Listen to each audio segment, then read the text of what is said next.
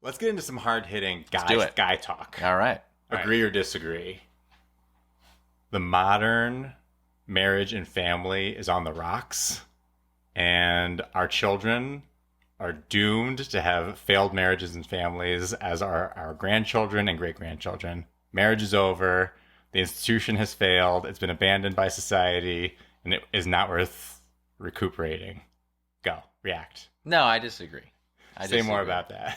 So I think it all depends on how the example you set for your kids. Really. I think they're going to mirror it. I mean, they're going to mirror just about everything that you do, especially when they're little. Like, I'm a liberal because my parents are a liberal, right? Like, that's what I mean, I wasn't going to call you out, but okay. If you want to out yourself, yeah. I'm fine. And that because both my parents were, right? And that's what I grew up with. Both my parents were married and got along and, yelled at each other, but I feel like that was part of the household. Like, my mom's Greek and Lebanese, my dad's Italian, so it was just loud. Like, that's just everybody's talking with their hands and yelling and screaming. That's just part of life. Yeah. And so I feel like if my dad wasn't going out and with his friends like all the time, and never like home. He was coming to my soccer games. He was coming to all my stuff. So it was my mom, like same thing. So like that's what I had as models, and that's what and Kristen's the same way, right? So, but she has a different ethnic background, but same values. She's Italian, lifestyle. but she's Italian. Yeah, okay, so yeah. 100% Italian. Yeah. So I mean, just as loud in her house, right? Just something about the Mediterranean. Makes people loud. Everybody's in there, and everybody's business, and it's fine. And so like I think we try to do the same thing for our kids, where like we show that we actually like each other. We like being around each other. We like talking to each other. So there's music playing, we're all dancing, and we're all singing, and we're being silly. And I think when they see that, like, and Chris and I yell at each other, and we probably argue way too much in front of the kids. But I also think it's not like we're being mean to each other and swearing, and you're not being cruel. It's more of a joking fight, if you can call it that, right? So I think if our kids see that and they see it from, I mean, you and Kristen, your relationship, Jared and Bridget, like our friends here in town are all pretty similar, right? I think that they would see that and be like, yeah, I want to get married. I think it's the example that you set, and I think that's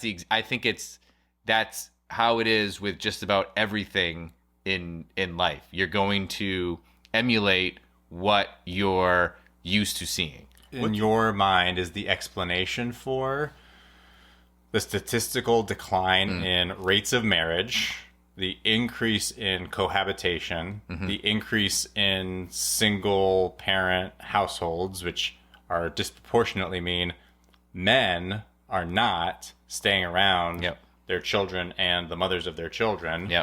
In your mind, if it were as simple as, well, people just do what their parents did, well, then what changes the curve? Everything should just be a static plateau of data. But it's not. Like for the past 50 years, every 5 or 10 years, it's like, well, we're at a new high or low watermark depending on what you're measuring. So explain that in your mind. So, I mean, this is anecdotal at best. So again, we're not professionals. This is just a couple of guys. I honestly think it has a little bit to do with people getting married when they're not ready, and settling down when they're not ready. Again, I said it before, like my friends that have gotten divorced and maybe are either raising kids single family or whatever, they shouldn't have gotten married when they got married. Like, they weren't ready for it. I also think kids complicate everybody's marriage, because then all of a sudden your time's not your own anymore. You can't just go and do whatever you want. I want to go away for the weekend this weekend. Let's go. No, can't. You've got 2 kids at home. And I think that some people feel that as a burden. And I think, and this is where I, become Mr. Old Man, like, get off my lawn. I don't think social media helps in any of that, because I think a lot of times, and again, this is just my opinion, people see... Everyone knows that this is our opinion. Everybody's always going to put, like, the best things ever on Instagram or Facebook or like whatever, right? Right. And I think people see that and like, oh, I want to do that too. And a lot of times, you're saying like somebody sees somebody skydiving and they're like, I want to go skydiving. Yeah. People see kids and how they like have them all, a funny video of your kid or like the family picture for Christmas cards, like all this stuff. And it's like, I mean, I want kids too, because I want to put them on Instagram and I want people to like the picture and show like that I have like a perfect family and like the, American dream or whatever. Like, so I've got you're the saying family. like the psychological pressure that social media places on people. I think so. That, yeah. like, forces them into things. And I think people start having kids when they don't really want to have kids and they're not honest with themselves because, like, I don't want to say it's weird if people don't have kids, but it's different. Like when people get married and they don't have kids, but like it's a little like sometimes people look at that as different. Okay. Yeah, sure. So you feel like a little bit of a pressure to like to have kids in general, and then clock you see, is on. Yeah, you see like people asking like, oh, are you gonna have kids? You're gonna have kids, and you maybe start having kids when you don't really want them, but you're not really honest with yourself, and then all of a sudden, if you don't want kids.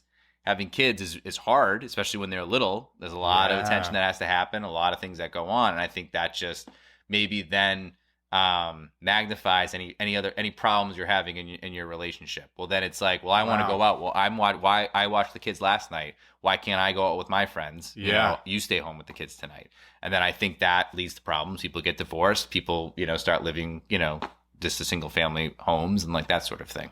That is a really interesting hypothesis that I sincerely have not heard anybody articulate and seems totally plausible to me. Yes. Yeah. Let me push back on it a little bit. Push. Yeah, just for the sake of like, let's think this through. Why would what you just described be a problem that exists in our generation or 20 years ago or 40 years ago, but seemingly, at least according to like the Census Bureau and whatever, like that problem didn't exist 80 years ago. Yeah. Or at any point in history prior to 80 years ago. Like that's a post-industrial age, like post-World War II problem. Like, these are not like, everyone knows that it's just human nature. It's just like built into our DNA that if you get married and have kids in your early 20s, you'll be unhappy and you'll get divorced. Like, oh, that's not true. Yeah. And most times and places, people did get married and have kids not necessarily in their early 20s, but in their mid-20s or their late 20s. Yeah. If you're not ready and if you're not in the right mindset, I'm saying it's not about your numerical age. There's got to be something that is independent of your age. That's what I'm trying to. I mean, it could be like so in 1948 or whatever. Yeah. There's a lot less stuff to do too, right? So interesting. I think when us in our 20s or me in my 20s, I can jump on a plane and go visit my friend in Chicago and have a fun weekend. Or I can, get together with a bunch of my friends. We go to wherever out for a weekend in Boston or like whatever, right? Men, women, everybody can do that. Now there's social media, so that like you can see people going on like all these other exotic trips. Like going to Europe is like super common and like not that big of a deal anymore, right? Yeah. You can get to England, quicker and probably cheaper than California, or you could for like a time or whatever. From New England. Yeah, from New England. Sorry, right. From New England, where we live. In 1948, that like, what did you? You're on a ship for 3 weeks. Yeah, what are you doing? Like you're working. The man's going to his job, and the wife is at home. I think so. There wasn't as much to do. I think the expectation was that the wife was always home with the kids. Yeah. So there wasn't that friction of like. You need to be you can't work and have to stay home with the kids. Well, I want to work and I don't want to stay home with the kids. I think the expectation was that they just stayed home. I'm not saying that was right or wrong. I feel like that was just there's a difference of expectations. Yeah. And again, and like, I don't know when a husband came home from work, again, this is anecdotal. Maybe this is just from movies or whatever. There wasn't a lot of interaction with the family. Like they didn't spend a lot of time with their kids. I do think in the Greatest Generation that was the thing. Yeah, they didn't like. I'm trying to think. So my mom's dad was in World War II. Yeah, and I remember her telling stories of when she was younger. Like She didn't see him all that often because he was working 2 jobs, right? Like he was always working somewhere. And when she was a freshman in college, he was coming to visit for like they had it was like a parents' weekend type deal. And so he was coming, and my mom was nervous because she was like, I don't know if I've ever spent like a lot of time one-on-one with my dad, and like, what are we gonna like talk about? And they ended up having a great time, and like he came like all 4 years, and like he made friends with like my mom's friends' dads, and it was a great thing, right? But I think growing up, an anxiety that like it would be difficult for our kids to relate to. Exactly. Yeah.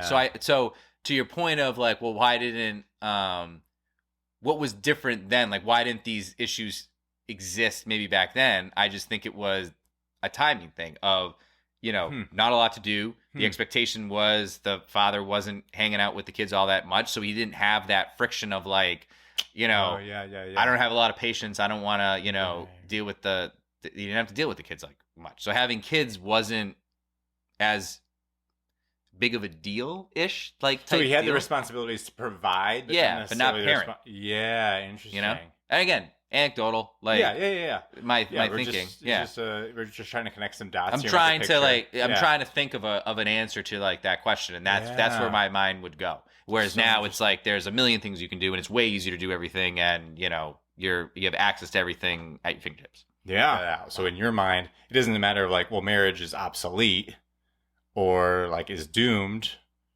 It's just a matter of like, well, parents need to model healthy relationships, and their children will also seek out and have healthy relationships. That's what I'm saying.